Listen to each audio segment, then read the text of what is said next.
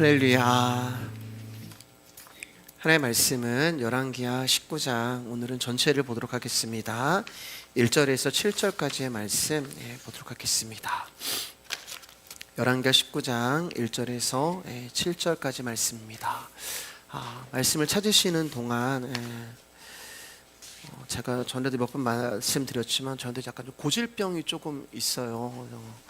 예전에 이제 부목사로 또 사역을 하고 하면서도 그렇게 좀 있던 병인데, 제가 조금 이렇게 몸이 안 좋거나 좀 신경을 쓰는 일이 있으면 이렇게 얼굴에 좀 통증이 좀 옵니다. 그래서 잇몸이 좀 많이 들뜨고요. 그래서 어제 좀 많이 힘들었습니다. 머리카락만 이렇게 만져도 통증이 심할 만큼 이렇게 그렇게 5초 간격으로 막 바늘로 막 찌르는 것 같은 그런 통증이 어제 좀 있어. 하루 종일 있었고 어제 밤새 좀 많이 힘들었습니다. 그래서 예배를 못 드리겠다 그런 생각도 들 정도로 설교 준비하는 게 많이 좀 힘들었거든요. 그래서 오늘 혹시 이제 설교가 좀 매끄럽지 못하더라도 여러분 이해해 주시기를 바랍니다. 그리고 저로 하여금 신경 쓰지 않게 여러분이 잘 배려해 주시기를 부탁드리겠습니다. 제가 한 절, 여러분 한 절, 7절은 같이 읽도록 하겠습니다. 히스기야 왕이 듣고 그 옷을 찢고 굵은 배를 들고 여호와의 전에 들어가서 왕궁의 책임자인 엘리야김과 서기관 셈나와 제사장 중 장로들에게 굵은 배를 들러서 아모스의 아들 선지자 이사야에게로 보내매, 그들이 이사야에게 이르되 히스기야의 말씀이 오늘은 환난과 징벌과 모욕의 날이라 아이를 낳아 있다가 되었으나 해산할 힘이 없도다. 랍사게가 그의 주 아스루 왕의 보냄을 받고 와서 살아계신 하나님을 비방하였으니 당신의 하나님 여호와께서 혹시 그의 말을 들으셨을지라. 당신의 하나님 여호와께서 그 들으신 말 때문에 꾸짖으실 듯하니 당신은 이 남아있는 자들을 위하여 기도하소서하더이다 아니라. 이와 같이 히스기야 왕이 신복의 이사야에게 나아가니 이사야가 그들에게 이르되 너희는 너희 주에게 이렇게 말하라. 여호와의 말씀이 너는 아스루 왕의 신복에게 들은 바 나를 모욕하는 말 때문에 두려워하지 말라. 같이 읽을까요? 내가 한 영을 그의 속에 두어 그로 소문을 듣고 그의 본국으로 돌아가게 하고 또 그의 본국에서 그에게 칼에 죽게 하리라 하셨느니라. 아멘. 오늘 말씀의 제목은 살아계신 하나님입니다. 옆 사람과 인사하겠습니다. 귀하십니다. 지난 시간에 18장에서 랍사게의 조롱의 말을 들은 히스기야는 옷을 찢고 굵은 배를 입고 여호와의 전에 들어갑니다. 그리고 히스기야는 자신의 신하인 국례 대신 엘리야김과 서기관 셈나와 제사장 중 장로들에게 굵은 배를 동일하게 입히고 이제 아모스의 아들 선지자 이사야에게 보내서 이렇게 말을 전하라 합니다. 이사야 선지자님, 오늘은 환난과 징계와 굴욕의 날입니다. 지금 나와 유다는 아이를 낳으려 하나 낳을 힘이 없는 산모와도 같습니다.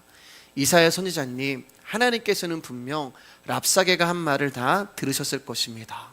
랍사게는 살아계신 하나님을 모욕하려고 그의 상전인 아시리아 왕이 보낸 자입니다. 그러나 하나님께서 그가 하는 말을 다 들으셨으니 그를 심판하실 것입니다. 이사야 선지자님, 여기에 남아있는 우리들이 구원을 받을 수 있도록 여호와 하나님께 기도하여 주옵소서라는 말을 전하라고 합니다.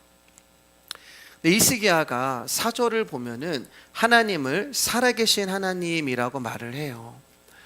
살아계신 하나님이란 말은 여러분 우리에게는 전혀 이상하거나 생소한 말이 아닙니다. 그 이유는 우리가 늘 사용하는 언어이고 또 그렇게 믿고 있기 때문에 그래요. 근데 문제는 뭐냐? 우리들의 입술은 하나님을 살아계신 하나님이라고 분명히 고백하긴 하지만 우리들의 삶은 하나님 앞에 살아온 삶이 아니라는 것을 저도 여러분도 인정하실 것입니다. 왜냐하면 지금껏 우리가 살아온 방식은 살아계신 하나님이 책임지시겠지라며 하나님의 일하심을 기다리는 것이 아니라 세상의 힘이라는 아스루 왕에게 머리를 숙여서라도 유다를 책임지려고 하는 히스기야와 다를 바 없는 삶을 살아오고 있기 때문에 그렇습니다. 아스르의 침략으로 유다의 성읍이 무너지자 히스기야는 잘못한 것이 없음에도 불구하고 아스루 왕 앞에 스스로 범죄했다고 자인하면서 아스루가 요구한 금과 은을 거룩한 성전의 문과 기둥의 금까지 다 벗겨서 내어줍니다. 히스기야가 이렇게 한 것은 유다의 운명이 풍전등화와 같은 현실에 처했기 때문에 그래요. 그 현실 가운데 히스기야가 할 수 있는 것은 아수르 왕에게 고개를 숙이고 그가 원하는 것을 다 내어주는 것이 유다를 보존하는 최선의 길이고 방법이었다고 말씀을 드렸잖아요. 어찌 보면은 아수르 왕 앞에 머리를 숙인 히스기야가 현명할지도 모릅니다. 그러나 사랑하는 여러분, 이것은 히스기야의 이런 모습은 어디까지나 왕이 스스로의 지혜와 힘으로 자신의 나라를 책임져야 하는 경우에 해당이 되는 모습이에요. 유다는 히스기야가 책임지는 나라가 아닙니다. 유다는 하나님이 책임지시고 지키시는 나라입니다. 그렇기 때문에 살아계신 하나님께서 모든 것을 맡기고 하나님을 모든 것을 맡기고 하나님께 모든 것을 맡기고 하나님을 의지하는 것이 히스기야가 취하여야 할 태도였고 최선이었어요. 히스기야는 유다의 왕이었습니다. 그러나 그의 책임은 유다를 지키고 보존하는 것이 아니라 어떠한 경우에도 하나님을 의지하고 하나님께 모든 것을 맡기는 신앙의 모습을 백성들에게 보여줘야 하는 것이 히스기야가 해야 할 모습이었던 거예요. 왜냐하면 하나님은 살아계시기 때문에 그렇습니다. 그런데 히스기야가 이 살아계신 하나님을 잊어버렸어요. 두 가지 중에 하나라고는 말씀드렸잖아요. 하나님을 잊어버리면은 자기가 나오는 것입니다. 하나님을 잊어버리니까 히스기야는 자기라는 존재가 나오는 거예요. 자기가 무엇을 해야 한다고 생각을 하는 것입니다. 자기가 유다를 책임져야 되고 자기가 유다를 지켜야 한다고 생각을 한 것입니다. 그래서 그가 택한 방법은 세상의 힘에 고개를 숙이는 거였어요. 여러분, 교회는 누가 책임지는 것인가요? 교회는 누가 책임지나요? 네, 하나님이시죠. 맞습니다, 여러분. 그런데 많은 사람들은 교회는 목사가 책임져야 한다고 생각을 해요. 교회가 부흥되는 것이나 교회의 문제, 그리고 성도들의 신앙 역시 목사가 책임져야 한다고 사람들은 생각을 합니다. 왜냐하면은 교회의 지도자를 목사라고 생각하기 때문에 그래요.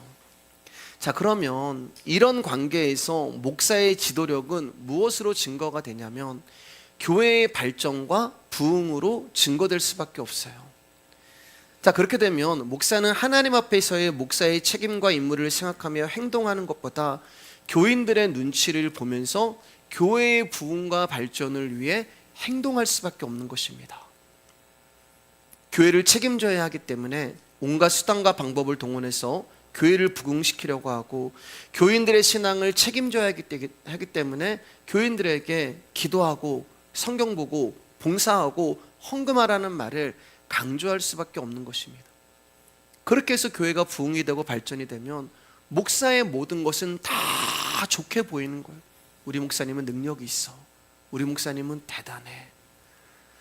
그러나 반대의 경우가 있을 거 아니에요. 그 반대로 교회가 부흥되지 못하면 목사에게는 비난의 눈초리만 남을 뿐입니다. 왜 여러분? 교회의 책임은 목사에게 있다고 생각하기 때문에 그래요. 그러나 여러분들이 고백해 주셨던 것처럼 이스라엘의 왕이 하나님이시듯 교회의 왕도 하나님이십니다. 또 이스라엘의 지도자가 하나님이시듯 교회의 지도자 역시 하나님이십니다. 근데 우리는 교회를 볼 때 우리의 왕은 하나님이시고 지도자는 하나님이시다라는 인식을 가지고 교회를 보는 것이 아니라 여전히 목사가 보이는 거예요. 목사를 세워주신 하나님이 보이는 것이 아니라 하나님이 세워주신 목사를 의지하고 신뢰하고 바라보는 것입니다.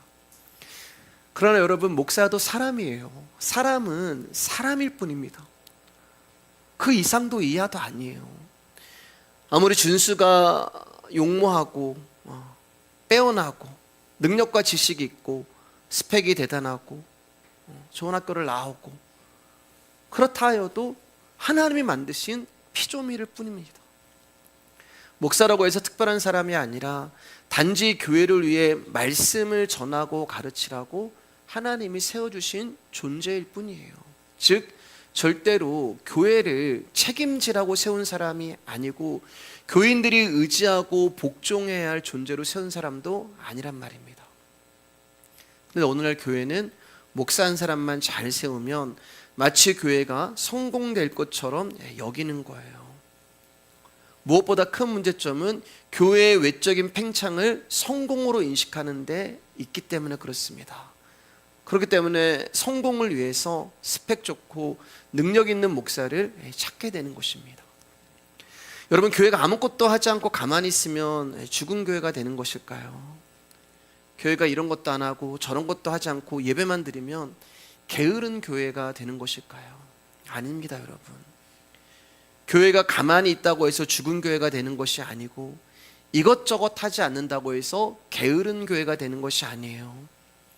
교회가 게으르다면 그것은 우리 안에 주님을 위해 사는 마음이 사라지는 것이고, 교회가 죽었다면 그 역시 우리 안에 주님에 대한 뜨거운 마음이 없는 거예요. 교회는 주님을 의지하고 신뢰하는 사람들의 모임입니다. 그러므로 내 안에 주님을 향한 사랑과 그 은혜에 대한 감사가 건재하다면 무엇을 하지 않아도 우리는 교회가 되는 거예요. 여러분, 이왕 말이 나온 김에 조금 더 말씀드려 보겠습니다. 여러분, 예수님이 우리를 믿지 않으신다는 거 아십니까? 하나님 우리를 믿지 않으세요. 이 말이 어려우신가요? 마음에. 근데 생각해 보세요, 여러분. 하나님의 마음에 합하다는 다윗도 죄를 짓고 하나님을 잊어버리고 사람을 속였고, 절대 당신을 떠나지 않고 죽음으로 충성하겠다고 하는 제자들도 예수님을 부인하고 떠났어요. 다윗도 그렇고 제자들도 그러는데 하나님이 우리의 어디를 보고 믿으시겠습니까? 여러분이 하나님이라면은 나라는 존재를 믿으시겠습니까? 그래서 하나님은 우리를 믿지 않으시는 거예요. 그럼 하나님은 무엇을 믿으실까? 하나님은 당신의 주먹을 믿으십니다. 나는 내 주먹을 믿어 있잖아요. 무슨 말이냐면 당신 스스로를 믿으신다는 거예요. 다시 말해서 하나님은 스스로의 신실함을 따라 일하시는 분이지 인간을 위하고 의존해서 일하시는 분이 아니란 말이에요. 그 증거가 바로 십자가입니다. 하나님이 당신의 언약을 스스로 이루시기 위하여 인간의 몸을 입으시고 예수 그리스도로 이 땅에 오셔서 홀로 십자가를 지셨어요. 왜요? 죄인인 우리를 믿을 수가 없기 때문에 그런 거예요. 그렇기 때문에 구원은 주일날 말씀드렸던 것처럼 처음도 끝도 하나님이 이루신 것입니다. 여러분, 우리가 하나님을 믿는 것조차 하나님은 우리의 자율에 맡겨두신 것이 아니에요. 자유의지는 없어요, 여러분. 우리 가운데 성령님이 우리 가운데 믿음이라는 선물을 주셔서 그 믿음을 통하여 하나님을 믿게 하신 것이지 우리의 어떤 의지로 하나님을 믿은 것이 아니란 말입니다. 이처럼 하나님이 믿는 것은 하나님 자신이지 사람이 아니에요. 그렇기 때문에 우리들에게 있어서도 믿음의 대상은 오직 하나님이시고 예수 그리스도뿐밖에 없다는 것입니다. 그렇기 때문에 교회는 사람을 위한 모임이 아니라 예수 그리스도를 믿는 모임이 되어야 하는 것입니다. 그러니까 여러분이 지금 하나님을 믿으신다면 그것은 여러분 스스로 믿음을 지켜온 것이 아니라 하나님이 여러분을 지키시고 보호하신 결과예요. 우리라는 존재는 내 자신을 위해 힘쓰고 최선을 다하는 삶을 살아갈 뿐입니다. 또 우리 안에 내재되어 있는 불신앙의 속성은 우리를 얼마든지 하나님과 상관없는 자로 만들어 버릴 수 있는 능력이 있어요. 그런 자가 우리예요. 언제든지 우리는 하나님을 떠날 수 있는 자들이에요. 언제든지 우리는 하나님을 부인할 수 있는 자들이에요. 우리는 언제든지 하나님을 속일 수 있는 자들이에요. 그게 다윗이고 그게 베드로란 말입니다. 그런데 그럼에도 불구하고 저와 여러분이 오늘 이 밤에 이곳에 나와서 하나님을 믿고 예수 그리스도를 구세주로 고백할 수 있는 것은 그분이 우리를 지키시고 보호하시고 사랑하시고 용서하시고 도우신 결과예요. 그래서 우리의 자랑과 공로는 아무것도 없는 것입니다. 히스기야는 자기가 유다를 책임져야 한다고 생각을 했어요. 그래서 하나님을 잊어버리게 되었고, 하나님을 잊어버리게 되니까 힘 있는 세상 앞에 굴복을 하게 된 것입니다. 그런데 그러한 히스기야의 입에서 살아계신 하나님이라는 고백이 나오기 시작한 거예요. 그럼 무슨 의미가 되는 것인가? 잊어버렸던 하나님을 히스기야가 알게 되었단 말입니다. 잊어버렸던 하나님, 그래 내가 믿는 하나님, 내가 예배하는 하나님은 살아계신 하나님이시지라는 것을 히스기야가 깨닫게 된 거예요. 하나님이 살아계시다는 것은 성도가 의지하고 바라볼 대상은 하나님밖에 없다는 것입니다. 목사를 보는 것도 아니고 교회를 보는 것도 아니고 살아계신 하나님만 바라보는 것이 저와 여러분들이 해야 할 일인 거예요. 하나님이 모든 것을 책임지고 계시니 너 어떤 것도 염려하지 말고 두려워하지 말고 하나님 앞에 맡기라는 것이 살아계신 하나님이라고 하는 단어 안에 들어있는 아버지 하나님의 진의가 되는 거예요. 그래서 히스기야가 하나님의 선지자에게 하나님을 의지하고 신뢰하는 말로 오늘 기도를 부탁하고 있는 것입니다. 히스기야가 진작 하나님이 살아계시다는 것을 생각했다면 아수르의 침략에서 하나님을 신뢰했을 거예요. 아수르의 행동을 하나님이 다 보셨을 것이고 유다의 위기 또한 하나님이 다 아실 것이니 하나님이 분명 우리를 지켜주실 거라고 믿었을 것입니다. 유다는 분명 하나님이 선택해 주신 땅이고 하나님이 함께 하시는 땅이고 너희들 여기서 살아라고 하나님 말씀하신 땅인데 이 땅을 아수르가 찾아와서 공격을 해 하나님이 그것을 그냥 보고 계시지 않을 거야 라는 것을 히스기야가 믿었을 거예요. 그런데 그 하나님을 잊어버렸단 말입니다. 그러니까 아수르 왕 앞에 세상의 힘 앞에 비굴한 모습을 보여줄 수밖에 없는 거예요. 왜요? 그 힘이 두렵거든요. 그 두려움이 전능하신 하나님의 살아계심을 잊어버리게 했고 하나님을 잊어버리니 자신의 수단과 방법으로 유다를 지키려 했던 것입니다. 그래서 하나님이 랍사게라고 하는 아수르의 그 신하를 통하여서 히스기야의 믿음 없음을 깨우고 계신 거예요. 우리 몇 주 전에 말씀 봤잖아요, 여러분. 예수님이 자고 계셨잖아요. 왜 주무신다고 계셨어요? 뱃속에서요. 풍랑과 강풍이 오는데 제자들의 믿음 없음을 깨우시기 위하여 예수님이 배 밑에서 주무신 것입니다. 히스기야가 살아계신 하나님을 깨닫지 못하고 살아계신 하나님을 잊어버리니까 하나님이 아수르의 랍사게라고 하는 그 신하를 통하여서 히스기야의 믿음 없음을 깨우고 계시는 거예요. 히스기야가 한 것은 랍사게의 조롱을 들은 것밖에 없습니다. 랍사게로부터 감당할 수 없는 조롱의 말을 들으면서 히스기야는 내가 할 수 있는 것이 아무것도 없구나라는 것을 알게 되는 거예요. 내가 할 수 있는 것이 아무것도 없다는 처지와 환경과 상황을 깨닫게 되는 순간 아 그래 나에게는 살아계신 하나님이 있었지. 이게 하나님의 일하심이란 말이에요. 랍사게의 조롱이 히스기야로 하여금 살아계신 하나님을 생각나게 하신 것입니다. 즉 하나님은 당신을 잊어버린 히스기야에게 랍사게라는 교보제를 통하여 다시 히스기야가 당신을 신뢰할 수 있도록 일을 하고 계시는 거예요. 성도는 자신의 모든 것을 하나님 앞에 맡길 수밖에 없습니다. 신앙의 문제나 삶의 문제나 모든 것 어느 하나도 우리의 힘으로 할 수 있는 것이 없기 때문에 그래요. 근데 많은 사람들은 내 힘으로 할 수 있는 것이 아무것도 없다는 것을 절감하지를 못합니다. 그래서 하나님은 때로는 우리의 무능함을 절감할 수밖에 없는 상황으로 우리를 몰고 가시고 인도하셔서 거기서 내가 너와 함께 있잖아, 내가 너를 돕고 있잖아 라는 하나님의 살아계심을 생각나게 하시고 하나님을 다시 신뢰하는 자로 만들어 가시는 거예요. 우리 인생 가운데 우리는 히스기야가 처해 있는 상황을 보면서 하나님 살아계시는데 왜 히스기야를 유다를 도와주시지 않고 이러한 어려움에 처하게 하실까라고 하는 의문이 드는 거예요. 그러나 이 궁금증은 하나님의 마음을 전혀 생각하지 않는 것입니다.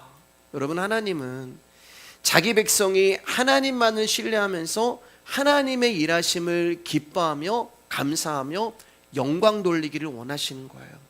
여러분, 이게 하나님이 안식하시는 그 모습입니다. 하나님이 6일 동안 이 세상을 창조하시고 이제 내가 안식하신다고 말씀하시잖아요. 7일 때. 그때 하나님이 6일 동안 일하셔서 피곤해서 주무시는 게 아니라 하나님의 안식은 당신이 창조하신 그 창조물들이, 피조물들이 하나님께 기뻐하며 감사하며 하나님께 영광 돌리는 것, 그게 바로 하나님이 받으시는 안식이란 말이에요. 근데 당신의 백성들이 그것을 안 해요. 그래서 하나님은 우리를 이러한 백성으로 만들어 가시기 위해서 우리의 가능성과 힘을 포기하게 하시고 우리의 무능함을 절감하게 하시며 오직 하나님만을 바라보고 하나님만을 찾을 수밖에 없는 상황으로 우리를 몰아가시고 때로는 우리 가운데 그런 형편을 허락하시기도 하는 거예요. 그런 게 없으면 여러분 내가 나온다니까요. 그런 게 없으면 하나님을 잊어버린다니까요. 그래서 어려움과 고통 속에서 그래 하나님이 계시잖아. 여러분 제가 자주 드리는 말씀 중에 여러분 여기서 어려움이 있고 고난이 있을 때 내 인생을 살아갈 때 하나님이 계시지 하나님 앞에 나가야지 기도해야지 그렇게 해서 예수 믿는 사람은 별로 없어요. 해볼 수 있는 거 다 해봅니다. 사람이 어려움이 왔어? 그러면 사람 의지하고 돈 의지하고 수단과 방법을 가리지 않고 하나님을 믿는다고 이야기하지만 그 하나님을 잊어버린 채 나에게 찾아온 고난을 해결하기 위해서 내가 수단과 방법을 하지 않고 사람이 할 수 있는 모든 것을 다 해봐요. 근데 안 된다니까요. 그래서 모든 것이 다 무너지고 이제 의지할 사람도 없고 이제 의지할 돈도 없을 때 마지막으로 하나님 앞에 한번 나가볼까? 그리고 하나님하고 손을 딱 뻗었는데 거기 하나님이 계신 거예요. 그게 야곱이라고 말씀드렸잖아요. 야곱이요. 나로 가게 하라. 여러분 하나님 못 가신다니까요. 나로 가게 하라 말씀은 그렇게 하는데 야곱이 무슨 힘이 있어요. 밤새 하나님과 씨름했는데 손이 막 덜덜 떨렸을 거 아닙니까? 힘 하나 없는 메가리 없는 놈으로. 근데 이 앞에 있는 하나님이 떠나시면 자기는 맹수의 밥이 되고 죽을 수밖에 없으니까 믿음이 있는 것도 아니에요. 그냥 하나님이 가시면 안 되고 손을 탁 내밀었는데 하나님이 오셔서 딱 잡혀주시는 거예요. 야곱이 잡은 게 아니라 우리가 잡은 게 아니에요. 여러분 우리는 수단과 방법 내가 할 거 다 하고 마지막에 와가지고 그냥 하나님이 잡혀주시는 거예요. 잡혀주시는 거예요. 그래 하나님이 계셨지. 하나님이 살아계시지. 그분이 나를 도와주시지. 그분이 나를 인도하셨지. 그러면서 그분이 나를 떠나지 못하시고 내가 내민 그 마지막 손에 오셔서 잡혀주시는 거예요. 여러분들이 이 하나님을 알게 되고 깨닫게 된다면 여러분 이 세상을 염려 없이 든든하게 살아가실 수 있는 것입니다. 6절 7절입니다. 시작. 이사야가 그들에게 이르되 너희는 너희 주에게 이렇게 말하라. 스미 너는 아스로 왕의 신복에게 들은 바 나를 모욕하는 말 때문에 두려워하지 말라. 내가 한 영을 그의 속에 두어 그의 소문을 듣고 그의 본국으로 돌아가게 하고 또 그의 본국에서 그에게 칼에 죽게 하리라 하셨느니라 하더라. 히스기야의 기도에 하나님이 이렇게 응답을 하시는 거예요. 즉각 응답하십니다. 히스기야야 여호와가 아스루 왕을 막을 수 없다는 말을 듣고 두려워하지 말라. 하나님이 한 영을 그의 속에 두어 소문을 듣고 본국으로 돌아가게 하고 본국에서 사내립이 칼에 죽게 될 것이다 라고 하는 하나님의 응답을 이사야 선지자를 통하여서 히스기야에게 주십니다.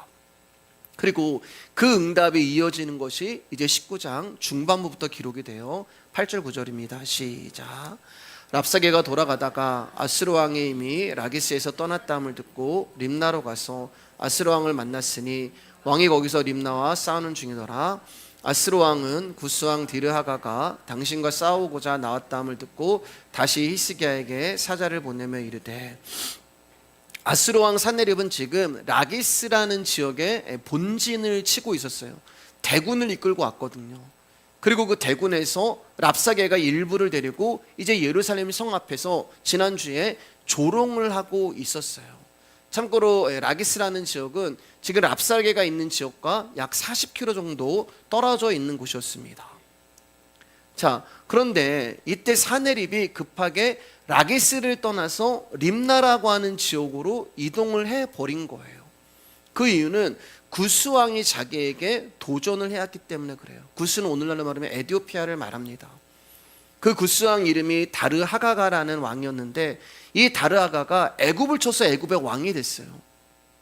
그 기세를 몰아서 아수르 왕에게 나하고 한판 뜨자 도전을 한 거예요. 그래서 아수르 왕이 지금 예루살렘을 침략하려고 라게스에 있다가 구스 왕이 지금 전쟁을 한다는 그 얘기를 듣고 구스 왕하고 싸우려고 라게스를 떠나가게 됩니다. 자, 그러니까 지금 예루살렘 성에서 지금 히스기야와 유다를 조롱하던 랍사게가 지금 이 본주인이 떠났다는 소식을 듣게 되잖아요. 그러자 랍사게가 조롱을 멈추고 예루살렘을 떠나서 림나로 가서 사네립 왕과 합세를 하게 됩니다. 그리고 사네립에게 이렇게 얘기를 해요. 아수르 왕 이름이 사네립이에요. 사네립에게 왕이시여, 와, 히스기야하고 유다 놈들 지독합니다. 아무리 제가 조롱을 하고 욕을 하고 꼬셔도 항복을 하지 않습니다라는 보고를 합니다. 물론 이 내용은 성경에 없어요, 여러분. 근데 이렇게 했을 것 같아요. 랍사게가 이렇게 했을 것 같아요. 자, 사네립이 랍사게의 말을 듣고 히스기야와 남유다가 항복하지 않았다는 그 말을 듣고 이제 사네립이 직접 히스기야에게 편지를 쓰기 시작해요. 그리고 그 편지를 사자를 통해서 히스기야에게 보냅니다. 우리 10절입니다. 시작. 너희는 유다의 왕 히스기야에게 이같이 말하여 이르기를 내가 믿는 내 하나님이 예루살렘을 아수르 왕의 손에 넘기지 아니하겠다는 말에 속지 말라. 이렇게 10절부터 시작한 사네립의 편지가 13절까지 이어지는데 내용은 이제 이런 내용이에요. 사네립이 여러 나라와 여러 왕들을 어떻게 진멸했는지를 언급하면서 그 나라의 신들도 그 나라를 건지지 못했다는 거예요. 내가 수많은 나라를 정복했는데 그 수많은 나라에 자기가 믿는 신들이 있었는데 그들 중에 그 나라를 구원한 신은 한 명도 없었어. 그러니까 히스기야야, 너도 여호와라는 신을 의지하지만 너희 역시 다른 나라들처럼 내 손에 망할 것이고 너희가 믿는 여호와라는 신은 아무것도 할 수 없다. 즉 너희들이 하나님을 믿는 것은 하나님이라고 하는 신에게 지금 속고 있는 것이다. 헛수고다. 이런 편지의 내용을 히스기야에게 보냅니다. 여러분, 사네립이 이렇게 편지를 쓸 수 있었던 이유는 확실한 증거가 있었기 때문에 그래요. 여러분, 확실하다는 말은 눈에 보인다는 증거란 말입니다. 경험했던 증거란 말이에요. 그가 직접 경험했던 내용들이잖아요. 여러 나라와 여러 왕들이 각각 그들이 믿는 신이 자신들을 어려움과 고난다운 가운데서 건져준다고 믿었지만 그 어떤 신도 아수르라고 하는 사네립이라고 하는 자신의 힘 앞에서는 아무것도 하지 못했단 말이에요. 그것을 사네립은 다 경험을 했어요. 그래서 이렇게 확신에 차서 편지를 쓴 거예요. 그렇기 때문에 히스기야야, 너도 빨리 정신 차리고 하나님이라는 신도 너희 유다를 도와주지 못하니까 빨리 나에게 항복을 해라. 이렇게 편지를 씁니다. 여러분, 사네립이 이렇게 하나님을 대놓고 무시하고 조롱하는 이유가 무엇일까요? 그것은 사네립에게는 하나님이 아무것도 아닌 존재였기 때문에 그래요. 즉 히스기야에게는 하나님은 살아계신 하나님이지만 사네립에게는 살아계신 하나님이 아니기 때문에 그래요. 사네립이 봤을 때 하나님이 존재하신다면 유다를 도와야죠. 하나님이 살아계시다면 히스기야를 도와야죠. 근데 그의 눈에 보이는 것은 지금 자기의 손에 멸망당하기 직전인 유다만 보이는 거예요. 하나님은 없어. 하나님이 살아계셔? 야, 하나님이 살아계시다면 어떻게 너네 삶 가운데 그럴 수가 있어? 만약 하나님께서 아수르가 유다를 괴롭히고 공격할 때마다 그들에게 재앙을 일으키시며 아수르를 징계하시고 유다를 보호하셨다면 사네립이 감히 하나님을 신뢰하는 히스기야를 조롱하지 못했을 것입니다. 하지만 아수르가 유다의 성읍을 공격하고 무너뜨리고 심지어 하나님의 집이라고 하는 성전에서 금과 은을 긁어내서 가져오는 일을 자행함에도 유다의 신은 가만히 있었단 말이에요. 그런 신이 어디 있어? 아니, 하나님이 살아계시다면 내가 하나님을 이렇게 조롱하고 무시하고 심지어 욕까지 하고 그의 집에서 금과 은을 가지고 나오는데도 어찌 잠잠할 수가 있느냐? 히스기야야, 내가 믿는 하나님은 진짜 존재하는 하나님이 아니라 죽은 하나님이야. 그렇게 얘기를 하는 거예요. 오늘날도 사네립처럼 하나님을 무시하는 자들은 하나님을 신뢰하며 살아가는 그리스도인들 성도를 조롱할 때가 있습니다. 믿지 않은 자들 중에 잘하는 말이 하나님을 믿으니 차라리 나를 믿어라 라는 말이 있어요. 하나님을 믿으니 차라리 나를, 이 말은 하나님이 못해주는 거 내가 해줄게, 그 뜻이 되잖아요. 그러니까 세상은 아예 하나님을 없는 존재로 여기고 신앙을 조롱합니다. 그리고 그들이 주장하는 것처럼 하나님은 감각할 수도 없고 볼 수도 없는 분이 맞아요. 그들이 말하는 주장은 틀린 것이 아니에요. 여러분, 세상이 볼 수 있고 감각할 수 있는 분이 하나님이라면 그 이상한 것이죠, 오히려. 그러나 하나님은 초월적인 분이시고 인간이 인식할 수 없는 분이 하나님이에요. 근데 여러분, 그러한 하나님이 우리를 성도로 불러주셨단 말입니다. 세상이 볼 수도 없고 세상이 인식할 수도 없는 그 하나님이요, 저와 여러분들을 성도로 불러주시고 부르신 성도에게 당신을 인식할 수 있도록 은혜를 주셨어요. 여러분, 이게 대단한 거란 말이에요. 아무에게나 허락되지 않는 은혜를 저와 여러분들이 받았단 말입니다. 그럼 우리는 하나님이 살아계신 것을 아는데 저 사람들에게는 하나님이 인식이 되지 않으니까 없다고 얘기하고 조롱할 수밖에 없어요. 그 은혜가 예수 그리스도란 말이에요.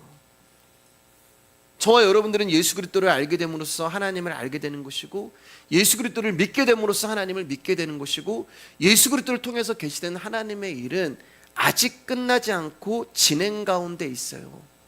종말에 그 일이 끝이 납니다. 그렇기 때문에 저와 여러분들이 하나님 살아계시다면 어떻게 이런 일을 보고만 있는가?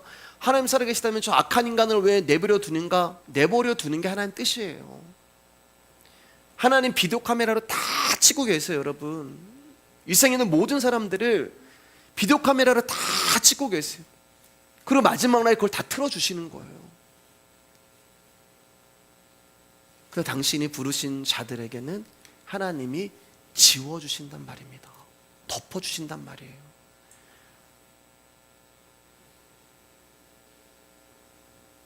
그렇기 때문에 저와 여러분들이 해야 할 일은, 우리가 할 수 있는 일은 신비하게 존재하시며 또한 우리가 미처 알 수 없는 방식으로 다가오시고 일하시는 하나님을 의지하고 신뢰하는 것.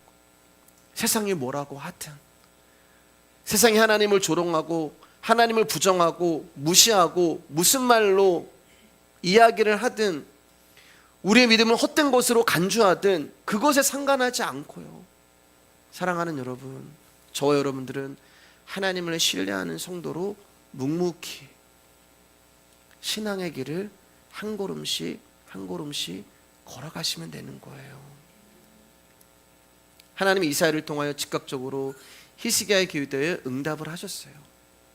아수르 왕을 멸하고 유다를 구원하실 거라고 말씀하셨어요. 하나님이 그렇게 응답하셨는데 우리의 현실은 여전히 사내립의 편지를 받고 조롱을 당하고 있는 현실이란 말입니다. 여전히 현실은 세상의 힘에 굴복당할 수밖에 없는 상황이에요. 이처럼 우리의 현실은 믿는 자라고 해서 나아지는 것이 없고 특별히 달라지는 것도 없어요. 오히려 믿지 아니하는 자는 날로 강성하는데 믿는 자는 쇠약해질 수밖에 없습니다. 우리가 보는 현실에서 하나님을 찾을 수 없을 수도 있어요. 그러나 우리는 보이는 것을 믿는 자들이 아니라 보이지 않는 세계를 믿고 소망하는 사람입니다. 하나님은 보이지 않는 세계에서 최고의 가치를 두고 살아가는 성도에게만 살아계신 하나님이 되시는 것입니다. 그리고 보이지 않는 세계에서 최고의 가치를 두고 살아가는 성도에게는 하나님이 살아계심이 느껴지고 하나님의 일하심이 보이시고 나를 지키시고 도우시는 하나님을 분명히 알게 되는 거예요. 있어요, 하나님이요, 계세요. 그분이 나와 함께 하시는 것을 어떻게 표현은 못하지만 그분이 나와 함께 하시는 것을 알아요. 그렇기 때문에 우리는 세상에 어떤 조롱을 하든지 우리의 믿음을 헛된 것으로 간주한다 해도 전혀 흔들림 없이 하나님을 신뢰하게 되는 것입니다. 거기서 감사하는 사람이, 어떤 어려운 형편에 된다고 해도 살아계신 하나님을 감사하는 사람이 성도가 되는 거예요. 여러분, 억지로 믿는 척하라는 말이 아닙니다. 진심으로 우리 가운데 살아계신 하나님이 있으면 그렇게 될 수밖에 없다는 것을 말씀드리는 거예요. 그리고 이제 그 모습을 히스기야가 보여줍니다. 14절에 19절입니다. 같이 읽겠습니다. 시작. 히스기야가 사자의 손에서 편지를 받아보고 여호와의 성전에 올라가서 히스기야가 그 편지를 여호와 앞에 펴놓고 그 앞에서 히스기야가 기도하여 이르되 그룹들 위에 계신 이스라엘의 하나님 여호와여 주는 천하만국의 홀로 하나님이시라. 주께서 천지를 만드셨나이다. 여호와여 귀를 기울여 들으소서. 여호와의 눈을 떠서 보시옵소서. 사네립이 살아계신 하나님을 비방하러 보낸 말을 들으시옵소서.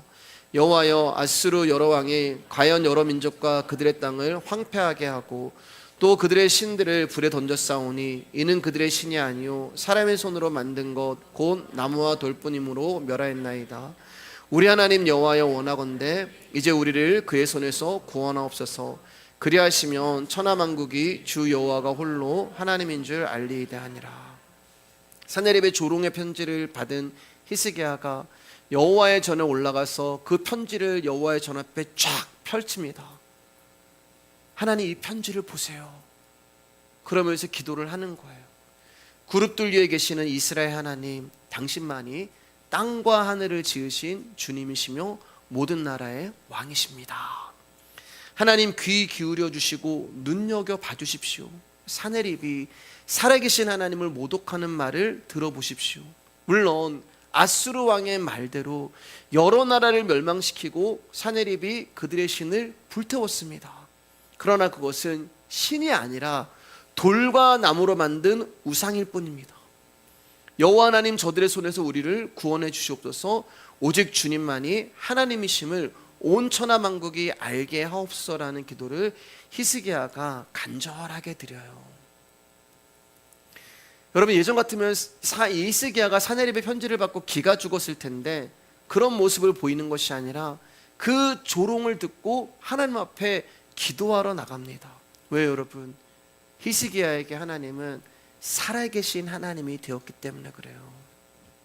내가 믿는 하나님이 살아계신데 여러분 무엇이 두렵겠습니까? 여러분 우리가 믿는 하나님이 살아계신데 우리가 모든 것을 맡기고 그분을 신뢰하는 것은 당연한 것 아니겠습니까? 우리의 신앙은 하나님이 살아계심을 아는 데서 나오는 것. 여러분 우리가 믿는 하나님이 죽었으면 우리의 신앙도 없는 거예요. 전에는 사네립이라는 강한 인간을 바라보면서 그에 따른 처세를 했던 히스기야입니다. 그러나 지금은 그는 인간을 바라보지 않고 하나님을 바라봐요. 히스기야가 사네립을 바라보고 사네립의 강함에 굴복했던 것은 사네립의 힘이나 그가 한 모든 일들이 하나님이 행하신 것임을 생각하지 않았기 때문에 그래요. 그러나 하나님의 살아계심을 알게 되었을 때 히스기야는 사네립의 힘보다 살아계신 하나님을 더 신뢰하게 됩니다. 20절입니다. 시작. 아모스의 아들 이사야가 히스기야에게 보내 이르되 이스라엘 하나님 여호와의 말씀이 내가 아스로 왕 사네립 때문에 내게 기도하는 것을 내가 들었노라 하셨나이다. 히스기야의 기도를 하나님이 들으시고 이제 아모스의 아들 이사야 선지자를 통하여서 하나님의 응답을 히스기야의 가운데 들려줘요. 우리가 이제 길어서 읽진 않고요. 34절까지 하나님이 이제 히스기야 가운데 응답을 해주시는데 이런 내용입니다. 사네립아, 내가 감히 이스라엘의 거룩한 나를 모욕하고 멸시했느냐? 감히 눈을 부릅뜨고 큰 소리 쳤느냐? 처녀딸 시온이 너를 경멸하고 도망치는 뒷모습을 보고 비웃을 것이다. 너는 지금 전령을 보내서 나를 조롱했다. 네가 말하길 나는 수많은 전차를 몰아 레바논의 높은 숲과 울창한 숲 깊이 들어가서 백향목과 잣나무를 베었다. 다른 나라의 땅을 파서 물을 마시고 내 발바닥으로 이집트의 모든 강물을 말려버렸다. 그런데 사네립아, 너 똑똑히 들어라. 이 모든 것은 네가 한 것이 아니라 내가 오래전에 계획한 일이다. 너는 나의 일을 대신하는 하수인에 불과하다.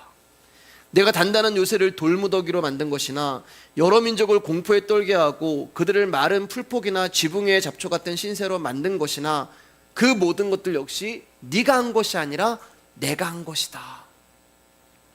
나는 내가 언제 나가고 들어오는지를 알고 나를 우습게 여기며 나에게 분노를 품고 있는 것도 안다.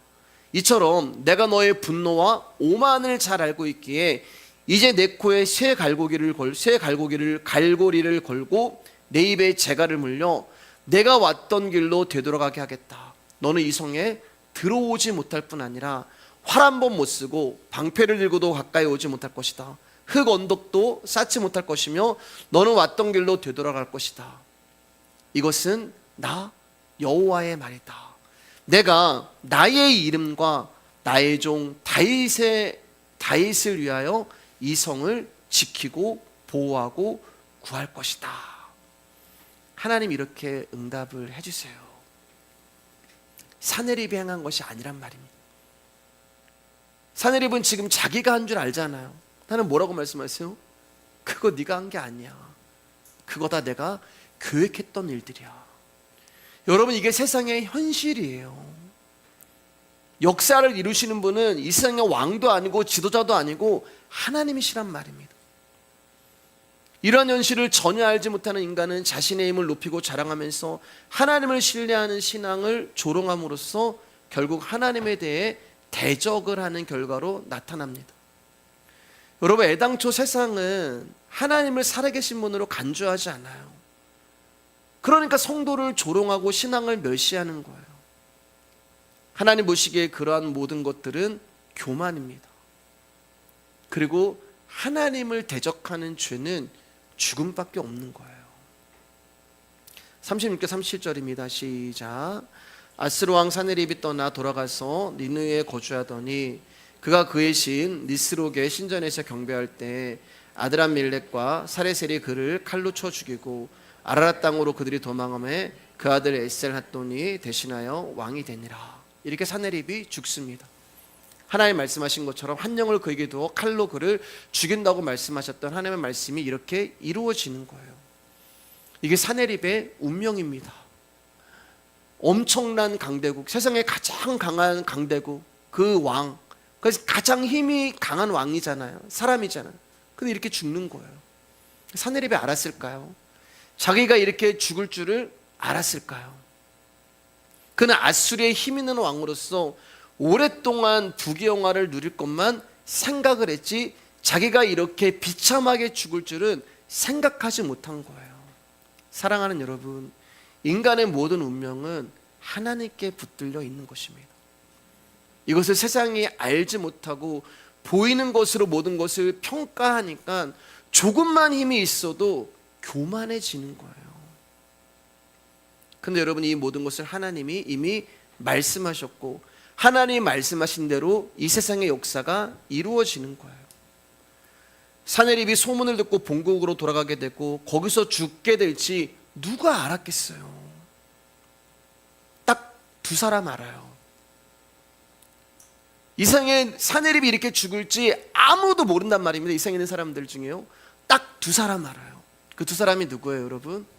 아모스의 아들 이사야와 그리고 히스기야만 합니다. 왜 여러분?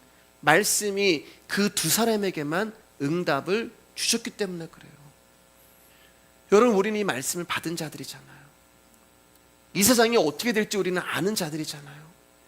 우리의 인생이 어떻게 될지 우리는 아는 자들이잖아요.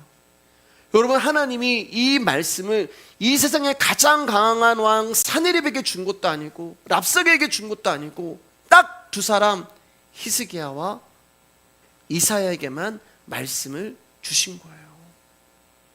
그 이 말씀을 받은 자들이 귀한 것입니다.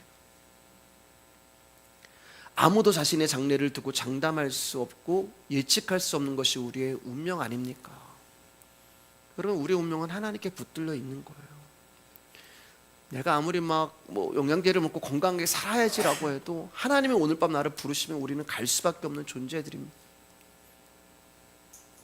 우리는 천년만년 살 것처럼 생각한단 말입니다. 이것을 모르기 때문에 눈에 보이는 이익만 쫓아가게 되는 것이고 세상에 힘만 있으면 다 된다는 것으로 여기는 거예요. 오늘 저녁에 내일 아침에 어떤 일이 있을지 우리가 어떻게 알아요, 여러분? 여러분, 불과 얼마 전에 안타까운 비행기 사고로 수많은 사람들이 죽었잖아요. 그거 누가 예측이나 했겠습니까? 그날 그 비행기 탔던 사람들이 자신에게 그런 일이 일어날 것이라고 생각이나 했겠습니까? 이게 우리의 운명이에요. 바람 앞에 촛불입니다. 언제 어떻게 무슨 일로 우리의 생명이 사라질지 우리는 예측할 수 없는 자들이에요. 그런데 사람들은 여전히 하나님을 바라보지 않습니다. 나에게 찾아오지 않을 불행이라 생각하고 자신들이 겪는 모든 일도 단지 우연으로 바라보는 거예요. 그러나 성도는 예상치도 못하는 일이 벌어지는 인생에서 하나님이 주관하는 인생을 아는 자들입니다. 그리고 내 인생은 내 힘으로 살아간다는 교만에서 벗어나서 하나님이 인도하시는 인생임을 아는 방향으로 나아가는 자가 성도. 내 뜻대로가 아니라 하나님의 뜻대로 인도받는 인생임을 깨닫는 자가 성도입니다. 지난 주에 우리가 말씀을 나누고 청년들이 말씀을 나누면서 참 귀하게 청년들이 말씀을 듣고 방에서 말씀을 나누는데 우리 강혁이가 그런 말을 했다고 하더라고요. 그 시몬이 참 재수 없는 사람이었잖아요. 재수 없는. 근데 우리 강혁이가 말하기를 내가 참 세상에서 재수 없는 일을 당해서, 그게 뭔지 다 아시잖아요, 여러분. 강혁이가 당한 일이. 세상에 볼 때는 참 재수 없는 일이 맞잖아요. 왜 나에게? 근데 그 재수 없는 일이 내가 하나님 앞에 나오게 되는, 예수 그리스도를 믿게 되는 그 일이 되었다라고 하면서 본인이 시몬이다라는 고백을 했다는 말을 들었습니다. 3, 4절 읽고 이제 말씀 마칠게요. 시작. 내가 나와 나의 종 다윗을 위하여 이 성을 보호하여 구원하리라 하셨나이다 하였더라. 하나님이 저와 여러분들을 고난에서 건지시고 구원하신 이유는 하나님과 하나님의 종 다윗을 위하여라고 말씀하고 계시는 거예요. 즉 다윗에게 하신 하나님의 언약이 구원의 근거가 되는 것입니다. 지금도 하나님은 이 언약을 근거로 저와 여러분들을 구원하시는 거예요. 이 다윗이 누구예요, 여러분? 예수 그리스도란 말입니다. 이 예수님 때문에 저와 여러분들을 구원하시고 도우시고 살피시고 계시는 거예요. 이게 하나님의 열심이 되는 것입니다. 우리가 한 게 아니라 하나님의 열심이 나 같은 자를 당신의 생명의 관계에 있게 만드는 거예요. 그러면 여러분, 저와 여러분의 간절함이 이제 있어야겠죠. 말씀 마치면서 그 간절함이 뭘까요, 여러분? 이 세상에서 높은 곳에 올라가게 해주세요, 잘 되게 해주세요, 돈 많이 벌게 해주세요가 아니라 예수님을 더 알고 싶습니다. 이게 우리의 간절함이 되어야 할 줄 믿습니다. 이게 우리에게 필요한 전부가 되기를 주님의 이름으로 소망합니다.